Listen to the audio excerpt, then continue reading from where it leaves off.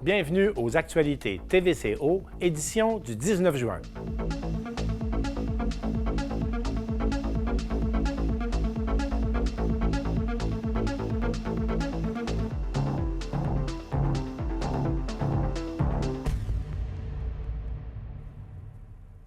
À l'émission aujourd'hui, plusieurs invités.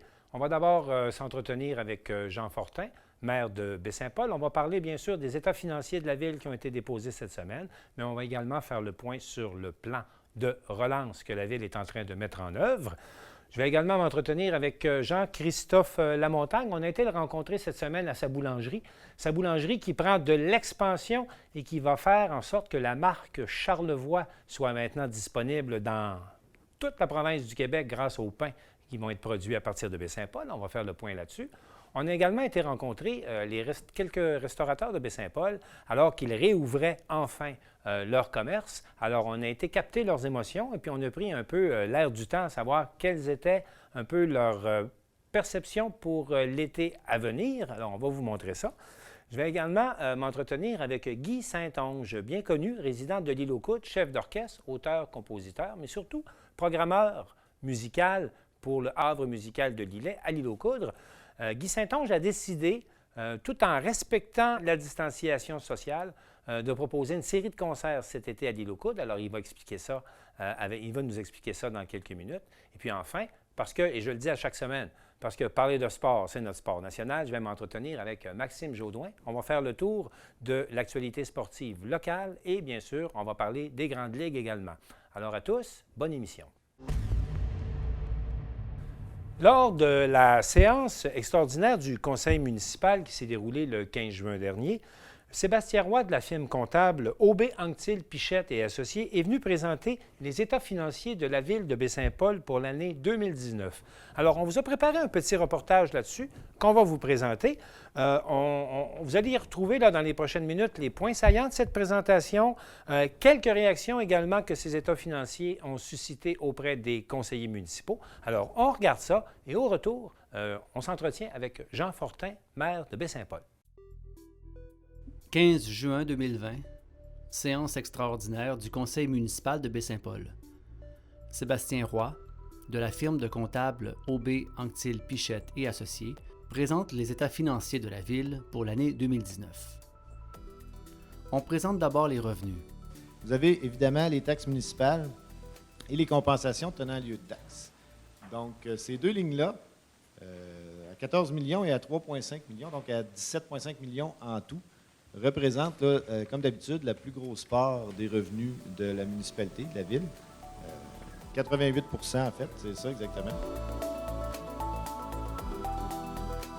Le reste des revenus se compose principalement de subventions et de certains services rendus par la ville. Puisque vous êtes une ville-centre, alors vous rendez des services à vos citoyens. Dans le domaine là, des loisirs, on pense à l'aréna, évidemment. En tout, vous avez pour 20 millions de dollars de revenus en 2019. L'acétate suivante, on voit les charges de fonctionnement. Donc, vous voyez un peu dans ce tableau-là à quoi sert votre administration là, de la ville de Baie-Saint-Paul. Donc, évidemment, l'administration générale est la première fonction, mais vous avez également là, la sécurité publique pour le service incendie. Vous avez le transport pour, évidemment, la voirie. Vous avez l'hygiène du milieu pour l'aqueduc et l'égout. Aménagement, urbanisme et développement, ça comprend les montants qu'on engage pour la maison mère, donc pour tout le complexe là, des Petites Franciscaines de Marie. Alors, au total, vous avez pour la ville de Baie-Saint-Paul là, des dépenses de 16 millions cette année.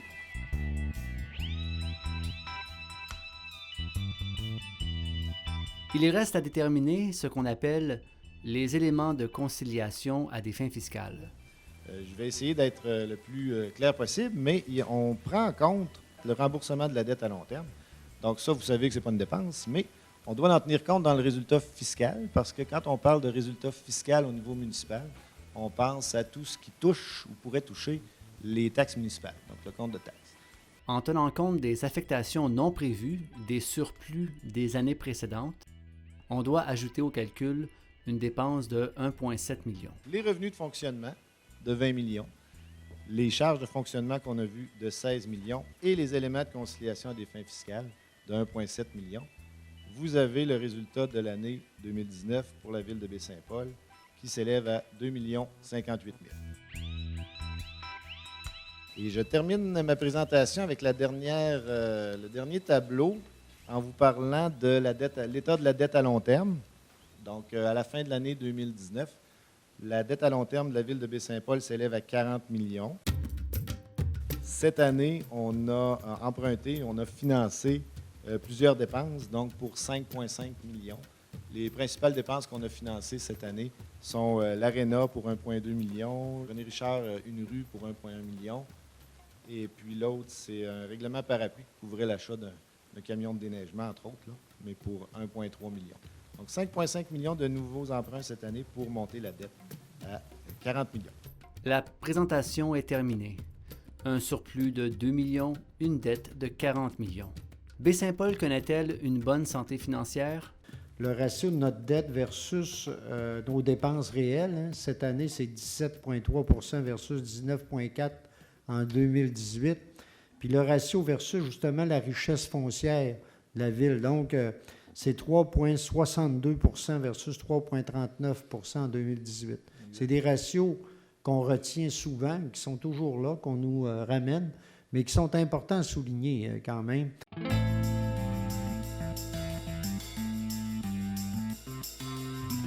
C'est qu'on a une dette à long terme de 40 millions, mais on a aussi des actifs de 75 millions.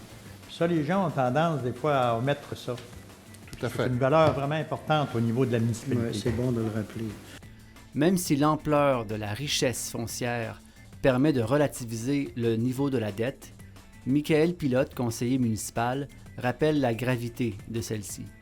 Je crois aussi que le service de la dette, avec le surplus qu'on vient de réaliser ce soir, on devra affecter des sommes plus importantes au service de la dette dans les prochaines années, puisque tôt ou tard, la dette, un jour, il va falloir la payer. Puis à mon âge, je ne suis pas très vieux, je n'ai pas terminé de la payer non plus. Quand on dit que la dette, on va la payer plus jeune, oui, mais vous allez profiter d'infrastructures aussi, renouveler, améliorer.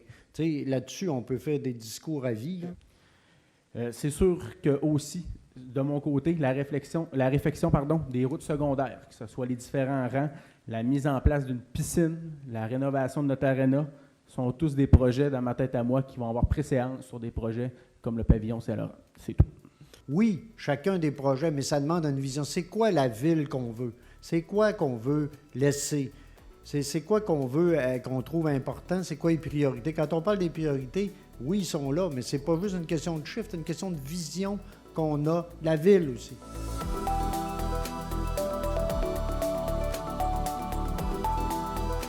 C'était les points saillants des états financiers qui ont été présentés ce lundi à l'Hôtel de Ville de Baie-Saint-Paul. J'en ai parlé plus tôt aujourd'hui avec le maire Jean Fortin. On regarde ça à l'instant. J'accueille maintenant Jean Fortin, maire de Baie-Saint-Paul. Monsieur Fortin, bonjour. Bonjour. Monsieur Fortin, cette semaine, vous avez déposé, dans le cadre d'une réunion spéciale, vos états financiers qui faisaient état d'un surplus de 2 millions sur un budget de 20 millions. Pouvez-vous nous expliquer, là, il vient de où ce surplus-là?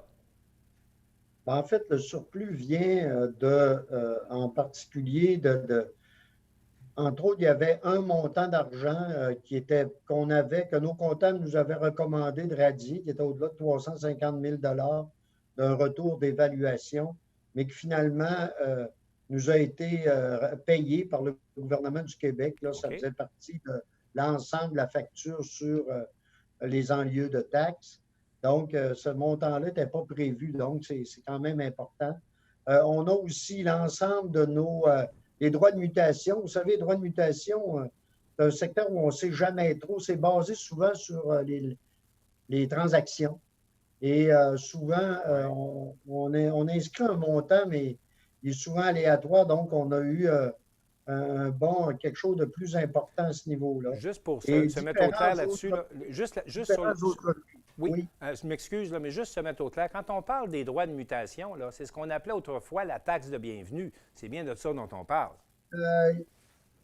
Oui, ça équivaut effectivement à la taxe de bienvenue, effectivement, mais c'est sûr qu'elle est ça démontre qu'il y a eu plusieurs transactions, puis il peut y avoir aussi des transactions importantes. Vous savez, ce taxe-là est fondé sur le coût de la transaction. Oui. Et il y a parfois des transactions importantes, surtout au niveau commercial ou institutionnel, là, qui font qu'on peut avoir des revenus importants. Et là, cette année, je pense que c'est au-delà de 200 000 qu'on a eu. Et différents autres revenus supplémentaires. Au niveau des dépenses également, il y a eu plus de dépenses, mais la plupart, mais comme tel, les dépenses d'opération, là, on s'est maintenu pas mal à l'intérieur du budget. Les dépenses supplémentaires qu'on a eues, c'est plus entre autres, 2 projets au niveau de l'expropriation sur lesquels on travaillait depuis quelques années, qui se sont réglés cette année, qu'on a dû débourser. Donc, qui sont venus là, augmenter nos dépenses comme telles. Mais dans l'ensemble... oui. C'est conforme à ce que vous aviez budgété. C'est pas... pour les droits, pour la question au niveau de l'expropriation, on n'avait pas vraiment budgété, mais on était rendu qu'il fallait payer. Mais on savait déjà, nous, on l'avait déjà prévu globalement, là, qu'à un moment donné, il faudrait payer ces sommes-là. Bon, Monsieur le maire, j'aimerais savoir, c'est la 2e année consécutive où vous déclarez un surplus qui est quand même intéressant, puis c'est sans doute signe d'une saine administration, là, quand on réussit à faire des surplus. En tout cas, vous seriez en déficit, puis la situation serait moins évidente pour tout le monde. Mais là, vous avez donc des choix à faire dans les prochaines semaines. Ce n'est pas encore le budget. Vous allez avoir à déposer éventuellement un budget à la Ville. Là, il y a la question des taxes. Certains, puis c'est un grand classique, là, les citoyens se plaignent toujours des taux de taxes dans leur municipalité. Puis c'est vrai qu'il y a des questions à poser là-dessus. Vous avez également une dette qui est importante pour la Ville. Puis là, vous vous retrouvez avec un surplus. Comment vous administrez tous ces choix-là, là? Vous allez faire quoi avec votre surplus par rapport à la situation? Il faut faire attention sur le surplus là, et les possibilités qu'on peut avoir. Il faut voir aussi que quand on regarde le budget d'opération, si vous enlevez les retours, le budget d'opération, avec le taux de taxe actuel, on réussit, je pense qu'on réussit à réaliser là, nos opérations de la meilleure façon possible. Là, vous avez des choix à faire quand même. Là. Les attentes sont importantes également. On va avoir des discussions. On a une politique budgétaire qui nous indique actuellement qu'on devrait verser une partie sur la dette, une partie en surplus libre, une partie d'affecter certains montants. Par contre, il faut voir qu'au cours des dernières années, toute la question de maison mère est venue nous obliger à injecter des argents qui provenaient de notre surplus. Bon, et donc, ça fait partie des possibilités qu'on a. Notre surplus nous permet, un surplus libre nous permet souvent de pouvoir identifier des opportunités. Moi, je considère que maison mère, c'est une opportunité qu'on a. Et donc, de pouvoir injecter de l'argent, de pouvoir faire avancer ces choses-là. On va avoir des discussions là-dessus, comment on peut faire le mieux possible. Vous savez, on l'a déjà fait aussi pour pas... Là, on ne l'a pas fait les 2 ou 3 dernières années, mais on a déjà pris du surplus pour le mettre dans le budget courant pour pouvoir éviter une hausse de taxes. Balancer vos choses, oui. Ça peut arriver au prochain budget qu'on le fasse. Ça dépend de ce qui nous attend. Il ne faut pas oublier non plus, puis ça, c'est un aspect important, on est actuellement, une bonne partie de nos surplus proviennent de la nouvelle évaluation en lien avec les équipements, les infrastructures de santé qu'on a à Baie-Saint-Paul. Qui ont été refaites, rénovées. Qui ont été réévaluées. Qui ont été réévaluées en conséquence. Sauf qu'on est contesté, hein, vous le savez. Et là-dessus, l'évaluation de l'hôpital, entre autres. C'est le ministère de la Santé qui conteste l'évaluation de la Ville. En fait, ce n'est pas le ministère de la Santé, ce sont au niveau des infrastructures là, du gouvernement du Québec, la Société d'investissement du Québec, des infrastructures qui conteste l'évaluation de l'hôpital. Et on est sur une cause là-dedans. Puis si jamais on baisse, on doit baisser l'évaluation. Bien, nous, on va avoir des argents aussi à on va débourser. devoir rembourser des choses. Donc, il faut quand même, on doit tenir compte de tous ces aspects-là également là, dans l'analyse qu'on va faire de la situation financière, qui est quand même, rappelons-le, est quand même globalement intéressant. La question de la dette, ça va être une discussion également. L'autre question aussi, c'est qu'on peut prendre certains argents pour investir directement sur des projets Ouais. de la ville plutôt qu'emprunter. Donc, regardez là, ça va faire partie de l'ensemble de la discussion. Parmi les discussions, ou en tout cas parmi les projets que vous pouvez mettre de l'avant, il y a le plan de relance que vous avez annoncé Oui. cette semaine. Si on Oui. regardait ensemble les principaux éléments du plan de relance, d'abord, on a compris que ce plan de relance-là était venu d'une concertation quand même assez large avec les gens du milieu. Si vous nous présentiez un peu les principaux points là, du plan de relance.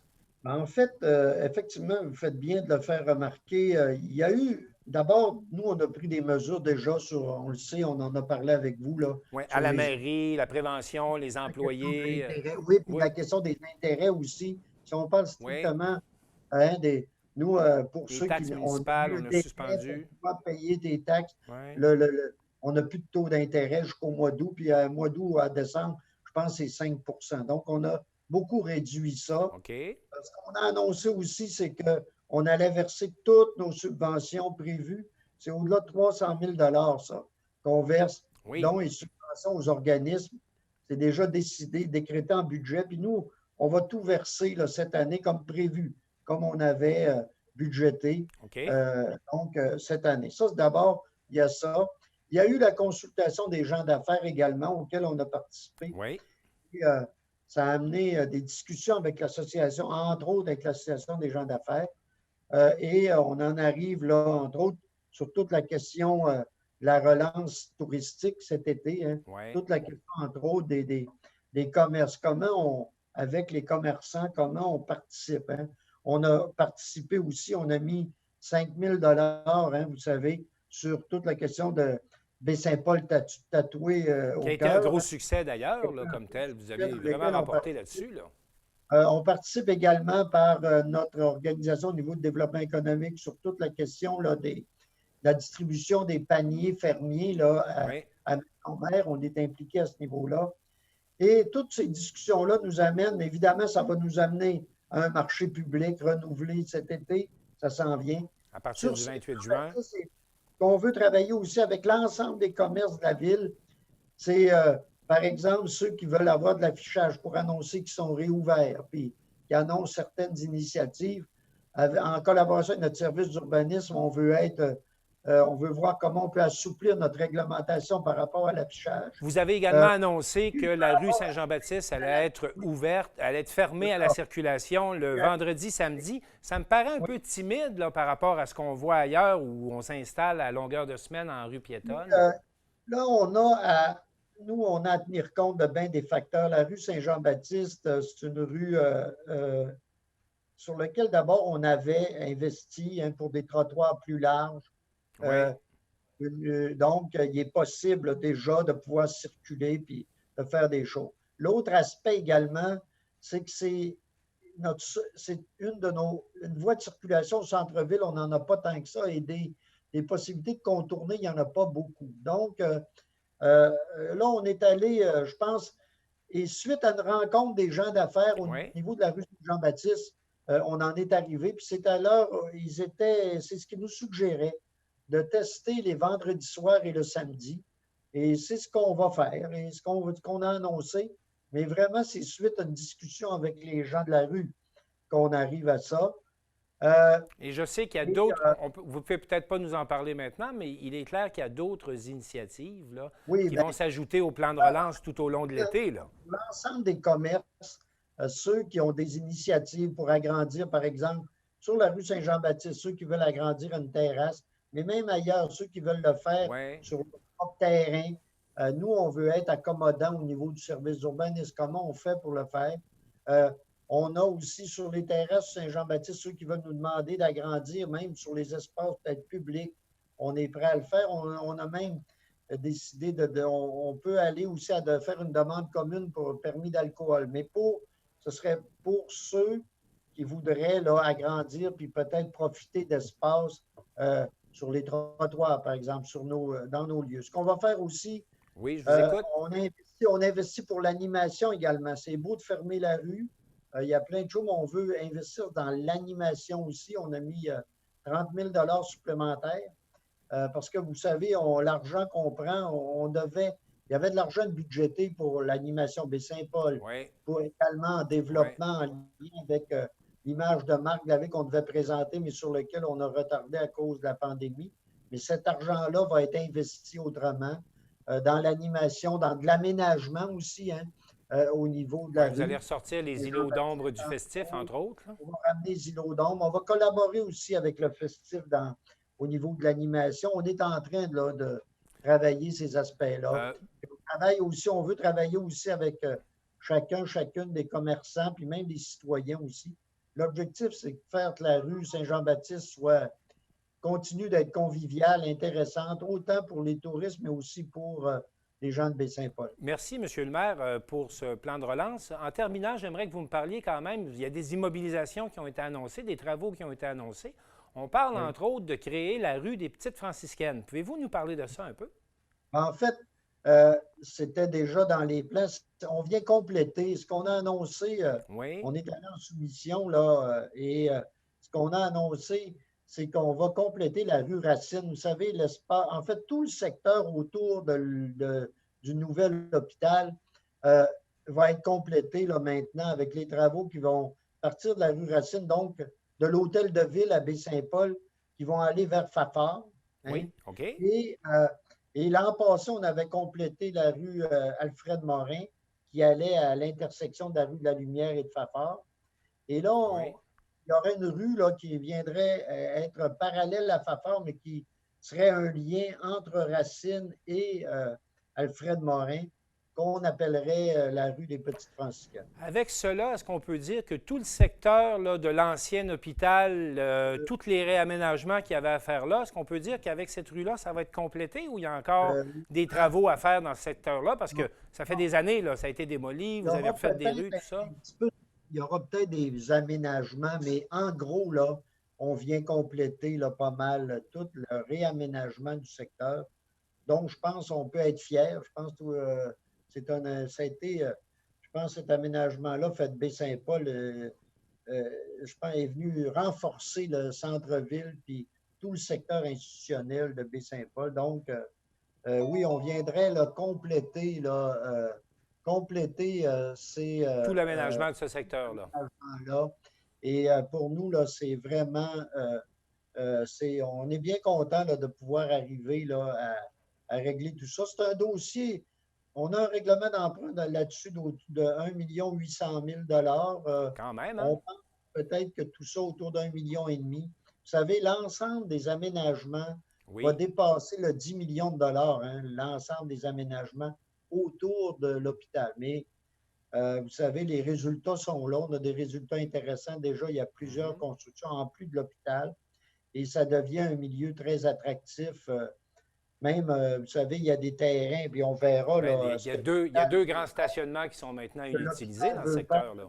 À un moment donné, ce que le gouvernement du Québec veut faire avec tout ça, mais il y a du potentiel de possibilités dans ce secteur-là.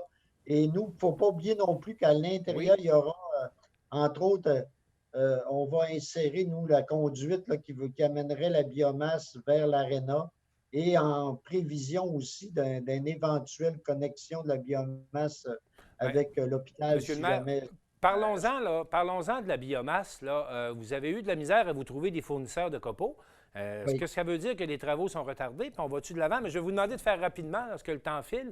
Mais parlez-moi un peu de ce qui arrive avec ça, la biomasse. On travaille rapidement. Je peux juste dire que dès la semaine prochaine, on va nous présenter des scénarios là, et on va être prêt à aller de l'avant assez rapidement. Mais moi, je pense qu'il va falloir y aller, mais on va présenter des scénarios au conseil municipal en lien avec l'approvisionnement, qui sont réalistes et qui peuvent être intéressants. Donc, on va voir ça là, dans les prochains jours et on va pouvoir normalement enclencher quelque chose, annoncer quelque chose autour, j'espère au plus tard à la séance de juillet, peut-être avant. Souhaitons-le. En terminant, M. le maire, comment vous anticipez votre été? Ben moi, je suis assez. Écoutez, il faut être réaliste, là, on Ouais. n'aura pas les records, mais quand je vois l'enthousiasme de certaines personnes au niveau commercial, on voit là, qu'il commence à y avoir des choses qui se passent au niveau touristique. Ben moi, j'anticipe un été qui peut être intéressant pour Baie-Saint-Paul. Je le souhaite en tout cas, puis je pense qu'on peut. Je pense qu'on est en train de mettre les choses en place pour avoir quelque chose d'intéressant. Bien, Monsieur le maire, merci beaucoup pour cette entrevue. Je vous souhaite un bon été, puis je vous dis à bientôt. Merci, à vous aussi. C'était Jean Fortin, maire de Baie-Saint-Paul. Un peu plus tôt cette semaine, on est allé rencontrer Jean-Christophe Lamontagne, qui est le fondateur et le propriétaire de la boulangerie à Chacun son pain. Son commerce est en pleine expansion et grâce à lui, très bientôt, les produits certifiés Charlevoix Bio vont être présentés un peu partout dans toutes les épiceries du Québec. Alors, on écoute M. Lamontagne nous expliquer et nous présenter comment son entreprise est en train de prendre son envol. On est en compagnie de Jean-Christophe Lamontagne, fondateur et propriétaire de la boulangerie Chacun son pain. Jean-Christophe Lamontagne, bonjour. Bonjour Martin. Jean-Christophe Lamontagne, vous venez de terminer ou vous êtes en train de terminer un important chantier qui a amené des investissements majeurs pour à Chacun son pain. Pourriez-vous nous parler un peu de cette phase de développement là, que vous êtes en train de compléter? En fait, on complète, on pourrait dire aujourd'hui même, là, les travaux qui ont duré 3 mois. On a décidé d'automatiser notre chaîne de production. Puis cette automatisation vient du fait qu'on a signé un contrat juste avant le COVID avec le groupe Sobeys et IGA. Donc, on a la chance de travailler avec eux conjointement pour leur offrir à tous les Québécois 4 produits biologiques, 4 pains, 2 baguettes et 2 campagnards. Je vais vous les présenter tout à l'heure. Oui. Puis, ces produits-là, ce qu'ils ont de spécial, c'est que le blé et l'épeautre, les grains qui sont utilisés, proviennent de la région. Donc, poussent sur les terres de Charlevoix et sont moulus sur pierre au moulin de Larémie. Qu'est-ce que ça représente comme défi que de signer avec une grande chaîne de distribution et quelle étape ça vous a obligé de franchir dans les derniers mois pour être capable de répondre à la demande? Vous êtes passé de quoi à quoi? OK.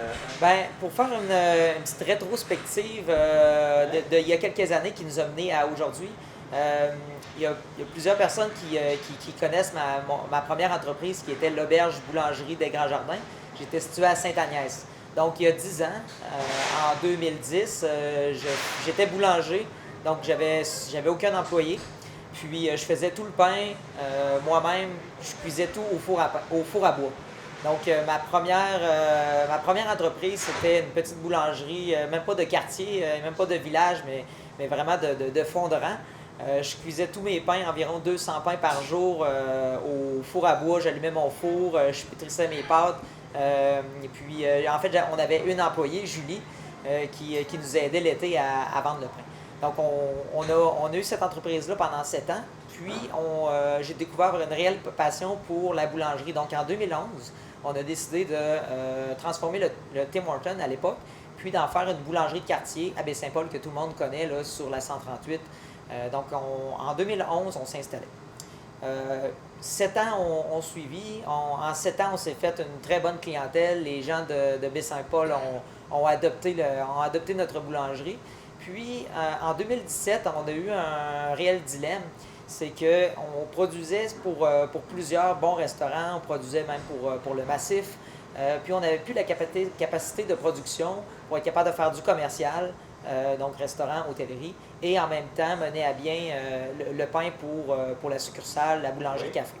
Donc, on a décidé on avait 2 choix, soit qu'on diminuait, donc on disait non aux clients, puis on rapetissait notre entreprise, ou on grossissait. À l'époque, en 2017, j'avais eu quelques confirmations, quelques conversations avec monsieur Jean Fortin qui me disait la Maison Mère, il va y avoir un beau projet, ça serait intéressant que tu sois parmi nous, que tu participes au projet du centre de gestion des petites franciscaines. Puis ça m'a quand même interpellé, puis je me suis dit, OK, on se lance, on va se prendre un local, Puis ça répond à mon besoin d'avoir un local commercial plus gros pour faire du pain, justement pour les hôtels, les restaurants et tout ça. Mais vous n'étiez pas encore dans les grandes chaînes et en grande distribution. À cette époque, ce qu'on voulait faire, notre rêve en fait, c'était le moulin de la Rémie venait le projet du moulin de la Rémie était mené par Rudy Lexé, qui est un de mes amis. Puis on avait le rêve ensemble de Rudy de cultiver le grain et de le moudre, puis moi de mon côté de transformer cette matière première-là exceptionnelle qui pousse chez nous et de la transformer et d'en faire du pain pour tous les Québécois. Donc le rêve vient, et c'est probablement créé là, en 2017 quand Rudy a dit « Go, on repart le moulin, on part en culture », puis moi j'ai dit « Go ». Je m'installe aux Petites Franciscaines, puis on élabore un projet. Donc, c'est un projet qui s'aboutit cette semaine. Cette semaine, lundi dernier, en fait, le 15 juin, nos pains étaient mis en marché à grandeur du Québec, dans tous les GA du Québec. Et on finissait de s'installer à la Maison Mère. Donc, un projet qui va avoir duré 3 mois. Et des investissements de... Et un investissement total là, de 1,4 million. Mais revenons en 2017. C'est en 2017 qu'on a commencé à avoir un produit 100% bio Charlevoix, parce qu'il y a une chaîne complète là, de fourniture et puis de transformation à partir de chez nous, à partir de Charlevoix. En fait, fin 2018, on a commencé à avoir accès à la farine de Charlevoix. Donc, en début de 2019, on a fait certifier nos premiers pains avec la certification et l'image de marque là, Terroir Charlevoix. Là. Donc, Terroir Charlevoix, c'est quoi? C'est que la majorité des ingrédients doivent être issus d'une culture qui vient de nos terres et transformés à Baie-Saint-Paul. Donc, on a eu la certification en 2019. Donc, en 2019, on a débuté à vendre nos produits certifiés dans nos succursales à chacun son pain. Et c'est à partir de ces produits que vous avez pu conclure une entente avec un grand distributeur. Donc, en 2019, on est parti la baguette sous le bras, puis on est allé voir plusieurs chaînes. On a été voir, je les nommerai pas, mais on est allé voir plusieurs chaînes. Puis on s'est aperçu que le produit interpellait tout le monde. Donc en montant, on a interpellé aussi. En fait, on n'était pas allé voir Sobeys, on était allé voir Rachel Berry. Rachel Berry, c'est une filière de Sobeys. Ils ont 14 boutiques, 14 magasins. En aliments naturels. En aliments naturels. Puis, c'est la personne en charge des achats a été vraiment époustouflée sur notre histoire, sur le produit, la provenance des grains. Puis, on répondait vraiment à un besoin de la chaîne Rachel Berry, tellement qu'elle a été en parler, en discuter avec Sobeys, avec le groupe IGA. Puis, quelques jours plus tard, on avait une rencontre avec eux. Puis, ils nous offraient, dans le fond, de devenir finalement un fournisseur pour la chaîne. S'en est suivi presque 6 mois de négociations et de contrats. Je ne rentrerai pas dans les détails. Ça l'a pris. Faire affaire avec une grosse chaîne, c'est un gros défi. Il faut se mettre aux normes fédérales. Donc, de là, durant ces 6 mois-là, on a pris la décision de s'automatiser pour répondre au système de qualité de Sobeys. Oui. Et on a monté des plans, des demandes de subvention. Donc, on a eu, d'ailleurs, je tiens à remercier la MAPAC, la MRC, la Ville. On a eu beaucoup d'appui. On a été chercher plus de 200 000 là, en subvention avec toutes ces entités-là. Ils ont donné vraiment un bon coup de main. Puis, on a pu, dans le fond, investir 1,4 million pour automatiser toute notre chaîne de production. Et ça vous a permis de passer d'un volume de à un volume de... Donc, on avait une capacité de production d'environ 4 à 5 000 pains par semaine, puis avec environ 7 employés. Puis là, on passe à 20 000 pains par semaine. On part de la farine jusqu'à l'emballage, jusqu'au palettisage et à la livraison, on est à 20 000 pains par semaine. Donc, ça représente environ entre 14 et 20 palettes de pain. C'est presque un semi-remorque là, par semaine qu'on peut maintenant envoyer dans les IGA de la région. Là. Et là, vous allez, grâce à cette entente, ça vous permet de faire un produit certifié Charlevoix, du pain certifié Charlevoix qui va être distribué partout au Québec. Exactement. Donc, on a travaillé avec une firme de stratégie de marketing pour faire des beaux packaging, puis on a mis tous les éléments pour que la région rayonne à travers notre branding et notre image de marque. Je pourrais vous montrer d'ailleurs, si vous voulez, les produits. Donc, on a la blanche de Charlevoix, qui est un produit fait avec la farine la plus, je dirais, la plus pure ou la plus raffinée. Donc, il y a un peu moins, il y a moins de son. C'est vraiment la farine, on appelle crème, elle n'est pas blanche. Elle ne peut pas être blanche, en fait, puis on ne veut pas qu'elle soit blanche non plus, parce que c'est du grain qui est moulu sur pierre. Donc, la mouture sur pierre, il va toujours rester le germe, puis un petit peu de son, qui en font finalement une mie, puis un produit qui est plus santé, qui est plus digeste aussi. On le sait, les fibres, ça aide à la digestion. Le germe contient beaucoup de minéraux, les vitamines. Donc, c'est vraiment une baguette blanche qui va être couleur crème, qui est vraiment intéressante, qui se conserve longtemps aussi. Et celle-ci s'appelle? La blanche de Charlevoix. Donc, on voit bien le logo Terroir Charlevoix, le logo biologique. Notre slogan, c'est le bon grain fait le bon pain. Donc, le grain vient de Charlevoix.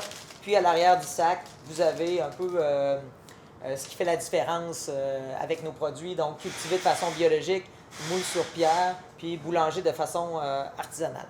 Donc, vous avez un petit peu l'histoire là, de la baguette. On a une deuxième baguette, qui est la campagne de Charlevoix. Donc, c'est le même type de baguette, une baguette croûtée, une baguette goûteuse. Elle est un petit peu plus vers le blé entier. C'est pas du blé entier, on appelle ça on l'appelle la campagne, donc va être un petit peu plus foncé, contient plus de son, plus d'arômes aussi, une mie plus foncée, un goût un peu plus structuré. Donc ça, c'est les deux baguettes qui sont disponibles à la grandeur du Québec là, à partir de cette semaine. On a 2 miches aussi. Oui. Donc, ça, il y a 4 produits qui font l'objet de votre entente de distribution. Exactement. On a 4 produits en tablette. Donc, on est allé avec une miche de blé entier. On l'a appelée la miche le complet de Charlevoix. Donc là, on va encore un petit peu plus au niveau du travail du meunier. On va laisser plus de son, donc plus de minéraux, plus goûteux, plus entier. Là. Donc, cette miche-là fait partie des 4 produits biologiques, bien sûr. Et le dernier, on a fait un pain avec un autre type de grain. Ce grain-là, ça se trouve à être l'ancêtre du blé. C'est le grain d'épeautre. Donc, c'est une miche d'épeautre. Le goût va être un petit peu différent. C'est un goût un petit peu plus noisetté. La mie va être crème aussi. L'épeautre, ce qui la différencie, en fait, c'est un grain ancien. Donc, on en a beaucoup moins mangé. Donc, ça fait un pain qui est plus digeste, encore plus que le blé entier, exemple. Donc, ça va être un pain qui... Sobeys et IGA nous ont demandé un pain d'épeautre parce que c'est un grain, ça fait un petit peu partie des super aliments, des super grains. Donc, c'est très nutritif. Puis, la chaîne pensait que stratégiquement, ça va être un pain qui va être... en fait, c'est déjà un pain qui est demandé là, à grandeur du Québec. Là. Donc, l'épeautre vient de Charlevoix aussi. Ceux qui ont de la difficulté avec le gluten, ça peut être une alternative? Il y a du gluten dans le pain d'épeautre. Par contre, le gluten est différent. Ça va être un gluten qui va être un peu plus qui va être plus digeste. J'ai pas de preuves scientifiques sur ça, mais il y a beaucoup de clients qui l'ont essayé, qui nous disent qu'ils sont intolérants, ils sont pas allergiques, ils sont intolérants au gluten. Et le pain d'épeautre, ça va très bien, bonne digestion, puis c'est un pain qui est assez intéressant à essayer quand on veut manger d'autres choses que du blé pur. Là. Alors, grâce à vous, à partir de cette semaine, les Québécois, partout au Québec, vont pouvoir manger du pain certifié bio Charlevoix. Votre parcours d'entrepreneur des 10 dernières années est assez exceptionnel. Qu'est-ce qui vous rend le plus fier? Ce qui me rend le plus fier, en fait, je pense que c'est notre progression de partir d'une boulangerie, d'un four à bois, puis 10 ans plus tard, d'avoir une équipe de boulangers professionnels, d'avoir des très bons boulangers, puis d'être en train de monter une entreprise charlevoisienne qui rayonne à travers le Québec. Puis de participer aussi au côté sécurité alimentaire du Québec. Donc, on vient de rentrer dans les lignes majeures cette semaine, là, en passant d'une petite boulangerie artisanale à une boulangerie qui est qui prend de plus en plus de place dans le marché de la boulangerie québécoise. Là. Jean-Christophe Lamontagne, merci beaucoup. Félicitations. Merci, Martin. C'est cette semaine que réouvraient enfin les restaurants à Baie-Saint-Paul et dans tout Charlevoix. Alors, pour voir comment ça se passe, on est allé rencontrer les restaurateurs, les propriétaires, et on a rencontré particulièrement là, les gens de l'Orange Bistrot, les gens du Mouton Noir et les gens de la microbrasserie Charlevoix. On est allé recueillir leurs commentaires. Alors, on écoute ça. Alors, Monsieur Cheng, bonjour. Bonjour.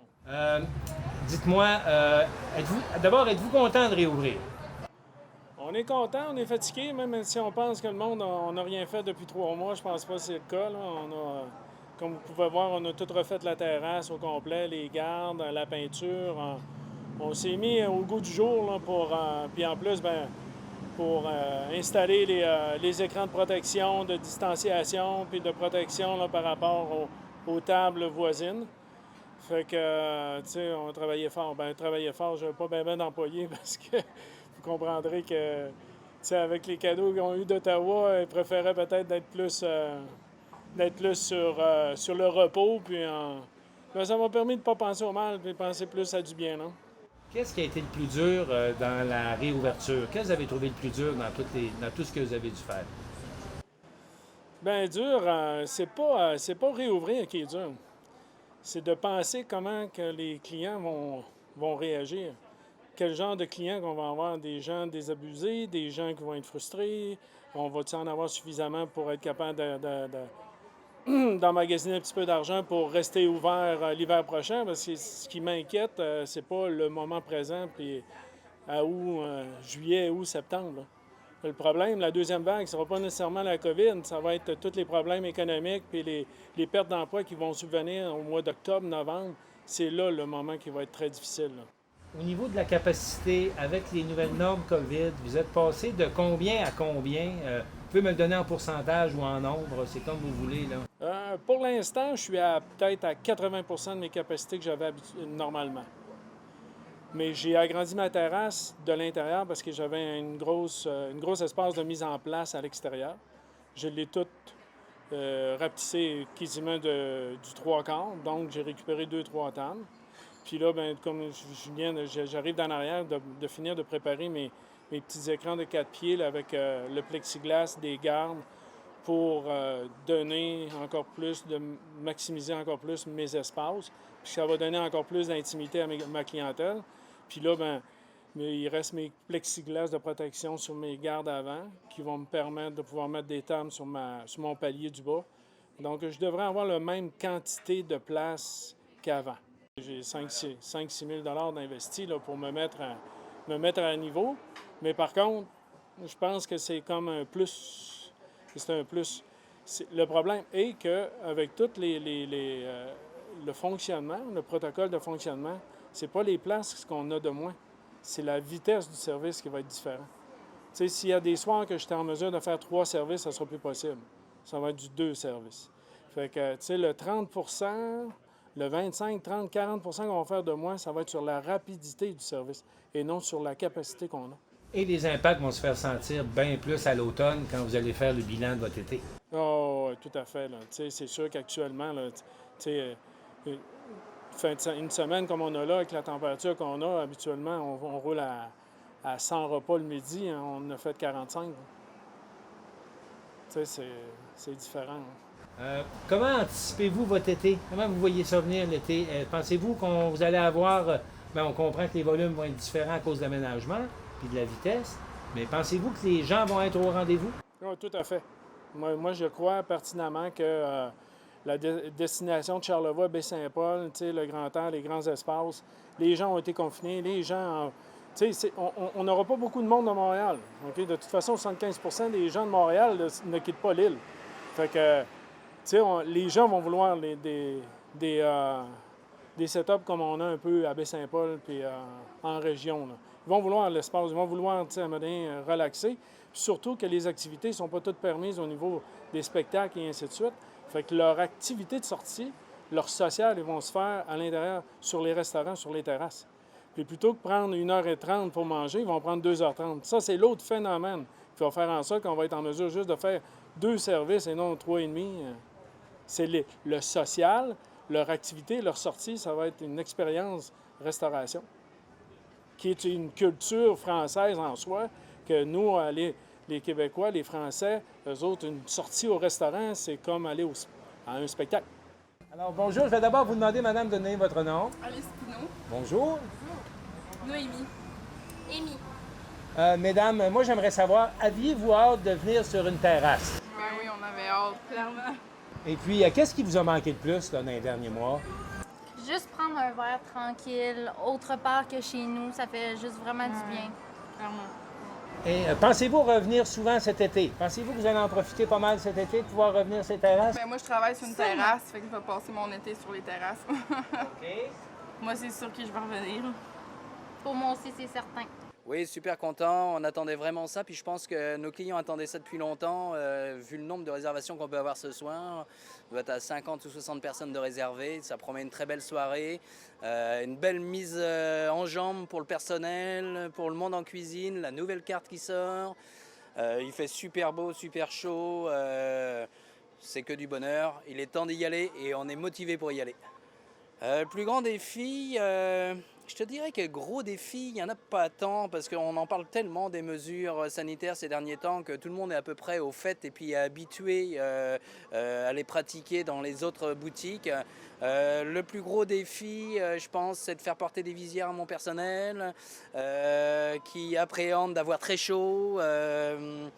Et puis d'être sûr d'avoir mis tout ce qu'il fallait en place pour rassurer les clients. En termes de capacité, qu'est-ce que ça représente comme ajustement avec les mesures COVID? Je te dirais qu'en termes de capacité, à l'intérieur, on est à 40% de notre capacité, puis à l'extérieur, à 50 à 60% de la capacité. Et qu'est-ce qu'on anticipe pour cet été? Qu'est-ce qu'on anticipe? On anticipe d'avoir du monde. Moi, écoute, j'entends tous les hôteliers et puis les loueurs de gîtes, de gîtes et de résidences hôtelières qui me disent qu'ils vont être pleins à craquer. Donc, on se souhaite plein de monde. Et puis, on anticipe surtout de la bonne humeur en permanence. Êtes-vous content de réouvrir, Frédéric? Écoute, on était tellement heureux. Je pense que toute l'équipe avait hâte de se revoir.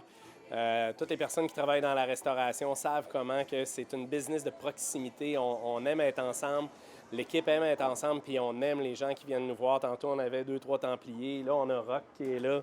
Tu sais, je pense que c'était dû. Là, les gens nous disent comment eux autres aussi, combien ils sont heureux de revenir ici nous voir. Là. C'est un peu spécial, par exemple, parce que tu sais, quand tu vois les gens avec le petit masque sur le visage, disons que ça fait un peu spécial, mais je pensais que ça allait être pire à s'adapter à ça. Mais non, ça va bien. Est-ce qu'on peut voir, la clientèle est là pour cette ouverture-là? Oui, absolument. C'est lundi, on s'attendait. Nous, on a décidé d'ouvrir lundi. J'ai des collègues qui ont décidé d'ouvrir un petit peu plus tard. Ils se sont dit on va attendre à mercredi, jeudi, se préparer. Puis avec l'équipe, nous, on s'était dit on va partir lundi. On a une bonne idée, on a fait du pour-emporter, fait qu'on avait déjà mis en place pas mal toutes les structures de sécurité. Puis on s'est dit, on va ouvrir lundi, ça va être mollo. Puis comme ça, on va pouvoir se roder, comme on dit. Puis à midi, la terrasse version confinée, là, avec moins d'espace, était pleine à midi. Bien, c'est sûr qu'on y va, on respecte les 2 mètres. Il y a, heureusement, le gouvernement n'a pas imposé de 50 % de choses comme ça, parce que nous, on a déjà une terrasse qui est très vaste. Il y avait déjà beaucoup d'espace entre chacune des tables, ce qui fait qu'on a peut-être perdu 25 % de l'espace, ce qui est super bon pour nous, parce que, regarde, présentement, les gens sont là, ils se retrouvent pas trop mal, puis on perd pas trop de notre capacité. On anticipe quoi pour l'été? Écoute, si ça continue comme ça, j'anticipe un très bel été. Je pense que à voir comment les gens ont envie de venir nous voir, nous visiter, bien, d'après moi, ça va être très, très bon. Les régions, je pense qu'on va très bien performer. Là. J'ai beaucoup d'amis qui s'en vont en Gaspésie. Même ma blonde puis moi, on se dit on va peut-être aller en Gaspésie. Je pense qu'on va être beaucoup, beaucoup dans les régions. Puis Charlevoix, ben, on le sait, hein, c'est une région de prédilection. Puis entre vous et moi, une autre chose, là, le Festival d'été de Québec, là, qui sera pas là cette année, là, ça veut dire ces 2 semaines-là où habituellement on n'avait pas tant de monde que ça. D'après moi, là, si on se fie à ce qui se passe présentement, on est le 17 juin. D'après moi, là, on va être occupé. Cet été, au Havre musical de Lillet, à l'île aux Coudres, il y aura des spectacles. Il y a toute une programmation qui a été présentée pas plus tard que cette semaine par Guy Saint-Onge, qui est bien connu, hein, résident de l'île aux Coudres, mais aussi chef d'orchestre, compositeur, arrangeur. Guy Saint-Onge avait préparé cet hiver une programmation en prévision d'un été normal. Et là, avec la COVID, bien, il a regardé la situation, il a regardé comment les choses se présentaient et il a décidé cette semaine d'aller de l'avant et de présenter une programmation qui va se dérouler à compter de cette semaine et jusqu'au mois d'août. Tous les samedis et dimanches, il y aura des spectacles au Havre musical de Lillet. Donc, on regarde ça, puis on regarde surtout Guy Saint-Onge nous expliquer comment tout ça va procéder en cette période de distanciation sociale. J'accueille maintenant Guy Saint-Onge, résident de l'île aux Coudres bien connu, mais également chef d'orchestre, arrangeur, compositeur et surtout, dans le cas présent, puis on va en parler ensemble, programmeur musical pour le Havre musical de Lillet. Alors, bonjour Guy Saint-Onge. Bonjour, ça va bien? Oui, ça va bien. On apprend, Guy Saint-Onge, que l'Havre musical de Lillet va offrir cet été une série de concerts. C'est assez particulier dans le contexte actuel parce que tout le monde parle de distanciation sociale puis de difficulté de limiter les rassemblements. Alors, une série de concerts au Havre musical de Lillet, ça va se dérouler comment en ces temps de distanciation sociale? Écoute, c'est un peu... Premièrement, c'est des concerts, c'est à l'extérieur. Et c'est plus des rassemblements, comment je dirais, très modestes, très petits. Okay. Et on partage de la musique. Je fais ça depuis des années. Il n'y a pas de billets vendus, il n'y a pas de réservation. C'est vraiment des gens qui passent et qui viennent voir ça. C'est sûr qu'il y a une programmation parce que les gens, si je fais un hommage à Charles Aznavour, ben, s'ils aiment Charles Aznavour, ils vont venir s'asseoir sur le terrain. Mais moi, je vois ça comme ça.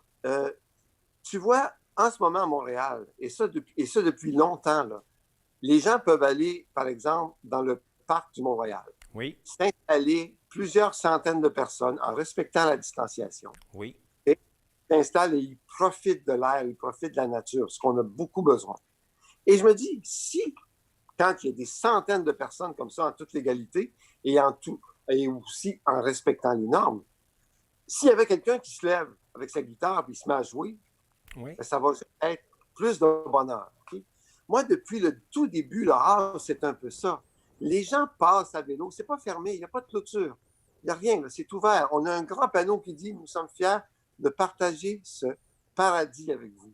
Alors, les gens passent. Moi, je joue du piano très souvent sur la scène. Ils arrêtent, ils s'assoient dans l'herbe et ils écoutent. Là, pour l'instant, tu vois, on n'est même pas ouvert à l'hôtel, là, et il y a plein de monde sur le terrain. Quand je les vois, je dis « Vous pouvez aller sur le terrain, allez vous balancer. » Okay. Tout ça, puis là, ils me demandent « Jouer du piano? » Je dis « Ben oui, je vais jouer du piano. » Et là, je leur joue du piano.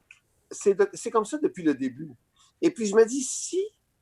moi, j'ai quand même j'ai eu une belle discussion avec quelqu'un de Tourisme Charlevoix tantôt qui comprend très bien ma vision. Et j'ai eu le feu vert aussi de ma députée. Parce que finalement, si c'est correct et pas dangereux, si on respecte la distanciation dans un parc à Montréal, sur mon petit parc, moi, qui est quand même un grand parc, mais c'est tellement petit qu'on reste bien au Havre, il va y avoir beaucoup, beaucoup moins de personnes. Les gens vont être assis, on va s'assurer que tout le monde est à bonne distance, bien sûr. La scène est loin du public, mais les gens vont s'asseoir et écouter. Ils vont m'écouter jouer du piano et ils vont écouter ma femme jouer du violon. Oui. Et quand les gens, comme là, on a une belle programmation, c'est juste piano et voix. C'est comme dans mon salon, on se parle et on fait de la musique. Mais c'est pas des concerts, on n'est pas un festival. Tu sais, c'est du partage. Je pourrais le faire sur mon balcon, mais en fait, ça se trouve être chez moi quand même, mais j'ai une grande salle. Mais ça a toujours été ça. Il n'y a rien de nouveau. Et comme j'ai bien dit sur ma lettre sur Facebook... Oui, vous avez publié votre position sur Facebook, oui? Oui, oui. Mise au point, parce qu'il y a beaucoup de monde qui s'inquiétait pour ma décision. Et j'ai dit, si on me dit, il faut que tu arrêtes, je vais arrêter. Puis je vais continuer à jouer du piano sur ma page Facebook là, le samedi après-midi à 1h, que je fais depuis un mois maintenant. Puis j'ai 4000 personnes qui, ça leur fait du bien de voir le fleuve et d'écouter du piano. Moi, j'ai toujours fait ça. Je veux partager la musique. Écoute, on ne fait pas. C'est moi qui les fais, les shows. Ce n'est pas l'art musical de l'île. C'est moi de ma poche. Okay. Peux-tu dire qu'on ne fait pas d'argent, je ne fais pas d'argent? Bien sûr. Les gens, tu sais qu'un artiste, ça aime donner. On a un talent, c'est un don, c'est un cadeau. Donc, c'est cadeau. Alors, quand tu reçois un cadeau qui te permet de faire ce que tu veux dans la vie, puis d'aimer ça, puis d'être passionné, c'est normal que tu veuilles partager la musique. Tu vois, c'est normal. Donc, alors, on revient un peu à la définition première de ce qu'est un havre. Donc, un lieu de paix, un lieu de repos, mais un lieu qui est ouvert également. Alors, je comprends que vous allez de l'avant, puis on va demander aux gens, bien sûr, de respecter la distanciation sociale. Et on n'en fait pas non plus des événements où on attend des milliers et des milliers de personnes, là. Non, non, non, non. Écoute, on a eu, il y a quelques années, on a eu des gros noms, parce que j'ai tellement fait de télé dans ma vie, j'ai beaucoup d'amis, et puis j'invitais des grands chanteurs, des grandes chanteuses à venir. Mais là, étant donné, là, c'était le art musical qui produisait. Maintenant, c'est moi tout seul. Alors là, je fais des concerts hommages, mais c'est beaucoup plus petit. Mais par contre, c'est avec des artistes extraordinaires qui viennent chanter là. Bien justement, parlons de la programmation. Présentez-nous votre programmation. Bon, écoute, le concert d'ouverture qui a lieu samedi, finalement, c'était une chorale qui venait chanter. Tu sais, une chorale, ça aime chanter. On parle de ce samedi 21 juin. Oui, c'est ça. OK. C'était le 20 juin. 20 juin. C'était le groupe Vocal Turbulence. Mais malheureusement, une chorale ne peut pas se distancier de mètres. Alors donc, j'ai décidé de faire un hommage à nos anges gardiens, tous ceux qui ont travaillé fort pendant le COVID. Alors, ça va être moi au piano, Andréane Poupard, ma femme, qui va être au violon. J'ai une extraordinaire, je pense, surprise. Je ne peux pas en parler, mais ça va être très, très émouvant. Et puis, ça va être de la très belle musique, mais c'est pour se recentrer, pour se détendre, puis avec le coucher de soleil, c'est ça l'idée, là. C'est toujours de faire ça avec la nature. Je pense que les gens en ont beaucoup besoin. Parce que votre programmation prévoit là, que les spectacles, je vais dire cette année, au contraire de l'an dernier, vous ramenez le samedi cette année, là, les spectacles. C'est important de le dire, là. Oui, finalement, j'ai plié à la demande générale. Quand je suis arrivé à Lille, je ne voulais pas faire les shows le samedi soir, ce qui était naturel pour moi. Mais il y avait déjà des pièces de théâtre sur l'île, puis je ne voulais pas nuire à personne. Donc, j'ai mis ça le dimanche.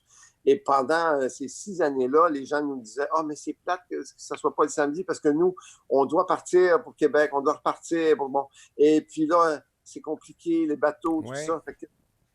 Puis là, je me suis rendu compte que finalement, je pouvais, sans nuire à personne, les faire les samedis soirs. L'hôtel Cap-aux-Pierres m'ont demandé si je pouvais les faire plus tard pour les accommoder. J'ai dit oui.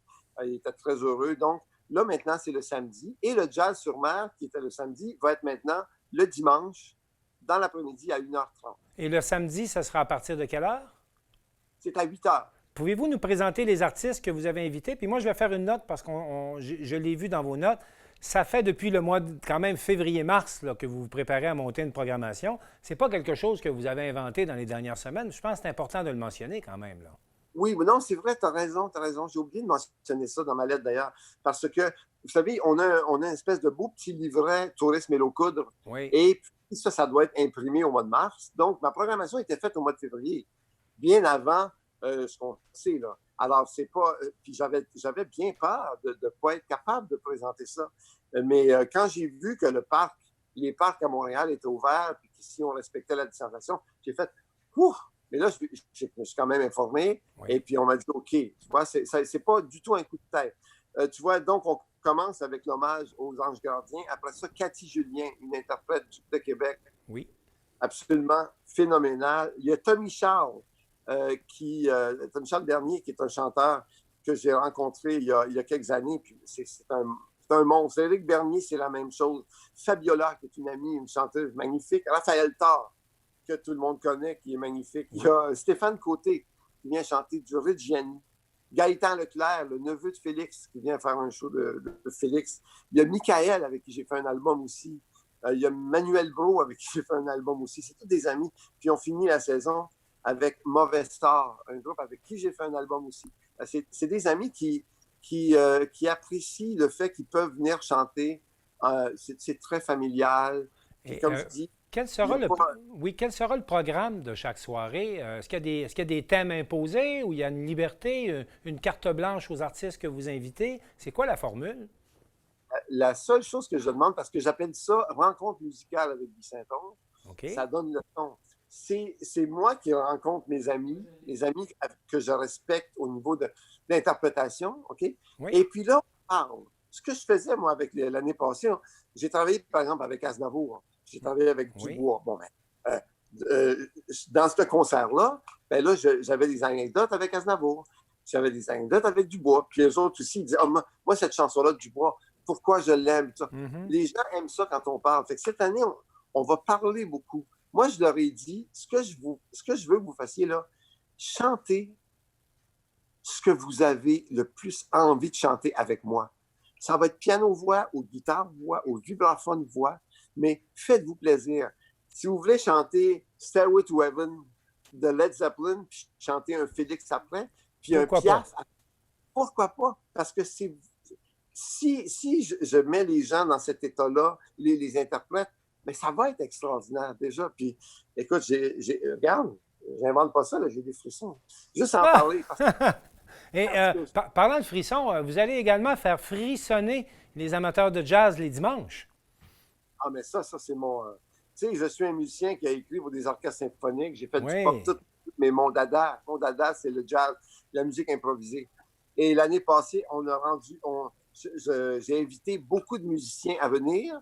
Et cette année, j'ai dit, là, je vais essayer de trouver autre chose. J'ai décidé d'aller chercher les grands compositeurs et leur rendre hommage à eux maintenant. Alors, tu vois, le 21, c'est George Gershwin. Après ça, le 28, je fais Québec Jazz. C'est que je vais prendre du Félix, par exemple, Bozo, on va la jazzer. Okay. On va aller chercher des compositeurs québécois, du Michel Rivard, etc. Après ça, on fait du Cole Porter, Miles Davis, Burt Bacharach, Lennon McCartney, Michel Legrand, mon ami, Jobim, Jérôme Kern, puis Hammerstein. Puis on fait du Frank Sinatra aussi, parce qu'il a chanté les plus grands. Puis on finit avec Bill Evans, qui est peut-être le pianiste qui m'a le plus influencé. Donc, à compter du 20 juin prochain, à tous les samedis, à tous les dimanches, et ça va se poursuivre jusqu'au... on finit à fin août. Fin août? Fin août, le 30. Guy Saint-Onge, je voudrais vous souhaiter la meilleure des chances avec cette initiative.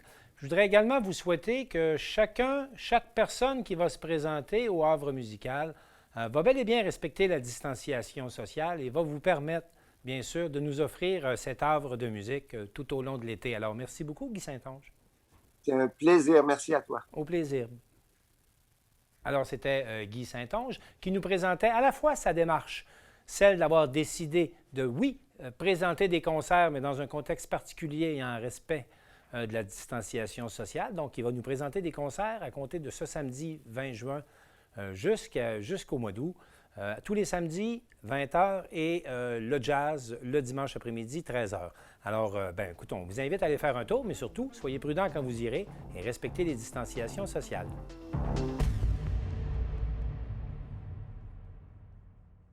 C'est maintenant le temps de parler de sport en compagnie de Maxime Jodoin. Maxime Jodoin, bonjour. Bonjour, Martin. D'abord, sur la scène locale, Maxime, il se passe de quoi dans nos terrains de golf, en commençant par le Club Le Loup? Oui, absolument. Donc, écoutez, ce sera le retour de la clinique qui est pour les juniors. Ça va commencer, en fait, ça recommence, si je peux dire comme ça, le mardi 30 juin, toujours dans le respect des normes. Ça sera donné par Yves Froment. Et une clinique, en fait, c'est, on apprend un peu comment jouer au golf. On apprend comment se positionner, comment frapper. Alors, c'est une clinique, dans le fond, pour s'améliorer. Lorsqu'on vient le temps de faire les vraies parties, le joueur peut performer comme il se doit. Donc, clinique égale un peu leçon de golf. Exactement, exactement. Donc ça, c'est important. Et il faut savoir que par le passé, la clinique se donnait justement en enseignement et on profitait aussi de la température pour faire un 9 trous.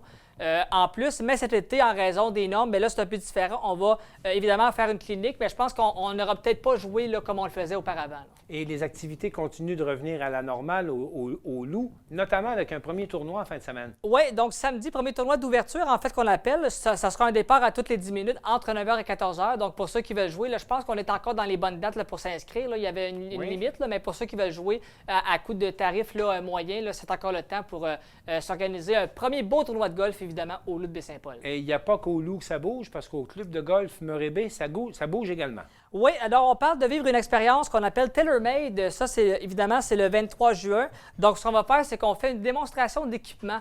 Autant, ça peut être les sacs, ça peut être les bâtons, ça peut être les balles. Dans le fond, tout ce qui est tailor-made associé à ça. Les gens vont pouvoir aller voir un peu qu'est-ce que la compagnie a à offrir comme produit. Et c'est comme un démo golf, on pourrait dire. Oui, exactement. On peut dire ça comme ça. Et c'est supervisé par une autre personne qui vient de Baie-Saint-Paul, qui est Félix-Antoine Froment, qui lui travaille pour TaylorMade depuis 8 ans. Donc, je peux vous dire que si vous posez la question, connaissez son sujet? Oui, je pense que oui.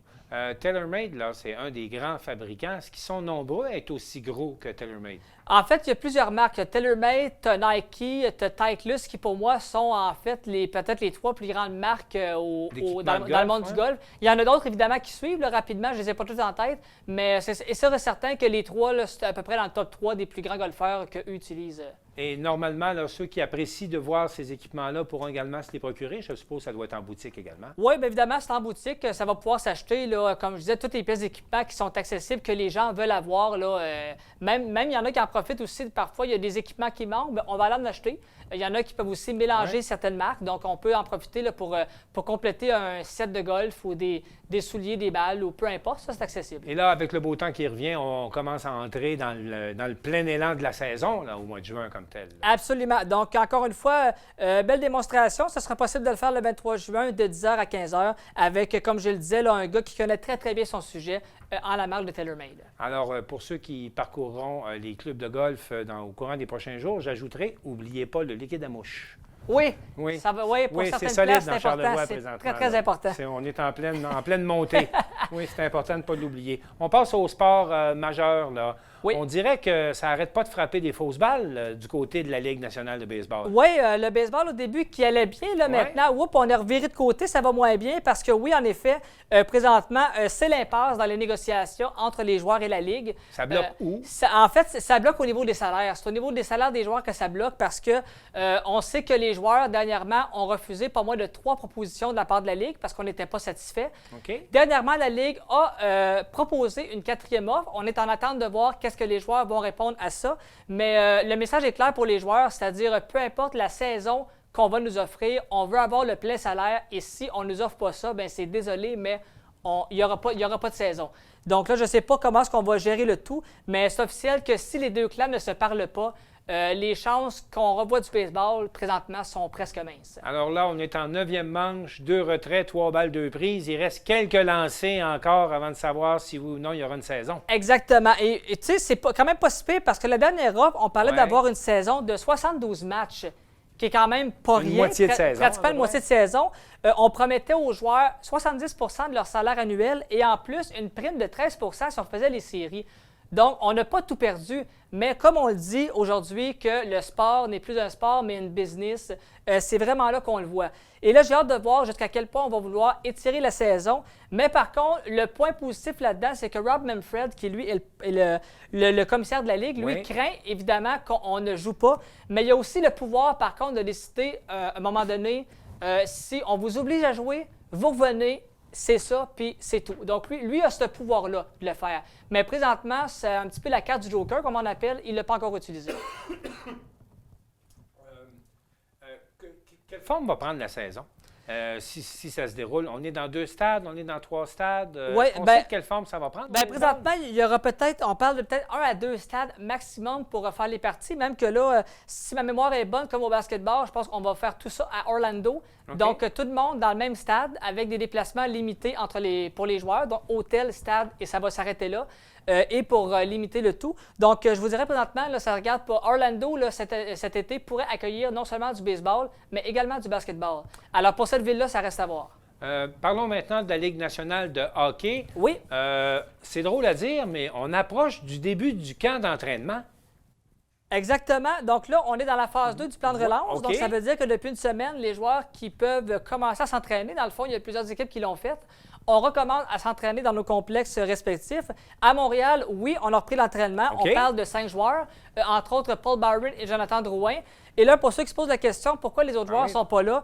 Bon, ce n'est pas une question de paresse, je veux juste vous le dire. Parce que merci de nous le dire, on est plus sûr. Hein, oui, maintenant? oui, honnêtement, c'était craintif. Mais... Donc, c'est pas de la paresse. Qu'est-ce que c'est d'abord? En fait, parce que les joueurs On sont juste imagine, à l'extérieur de Montréal. Ben oui. Donc là, c'est le temps que ça revienne. Mais il faut rappeler que comme on commence bientôt les camps au mois de juillet, Gary Bettman, lui, a invité les joueurs à dire, gars, on commence bientôt, là, revenez donc le plus vite possible dans vos villes respectives pour que quand on va partir en bonne et due forme, évidemment, on n'ait pas à courir après tout le monde. Puis c'est pour ça qu'on dit, là, gars, venez-vous-en, on va s'installer, on va être prêt, puis on va pouvoir partir. Et on disait qu'il y avait des travaux là, au centre d'entraînement de Brossard des Canadiens. Est-ce que les glaces commencent à être refaites? Est-ce que les gars vont pouvoir retourner s'entraîner dans leur centre d'entraînement? Oui, alors présentement, c'est ouvert. Il faut savoir que le complexe sportif Belle de Brossard, eux, est en rénovation. Oui. Mais on avait quand même une condition avec les joueurs, c'était que si les joueurs manifestaient leur intérêt à revenir s'entraîner, on était prêt à arrêter les rénovations. Et là, c'est ce qu'on a fait parce que jusqu'à tout récemment, on a 5 joueurs du CH qui sont sur la glace. Donc là, les travaux, pas terminés, mais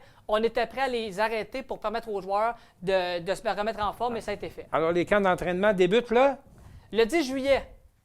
Qui l'eût cru? Le 10 juillet, si tout va bien. Donc, ça va être ça. Et autre nouvelle, c'est que M. Justin Trudeau, lui, également, a mentionné qu'il était prêt parce qu'on sait que les frontières États-Unis-Canada, c'est fermé jusqu'à nouvel ordre. Ça, c'est officiel.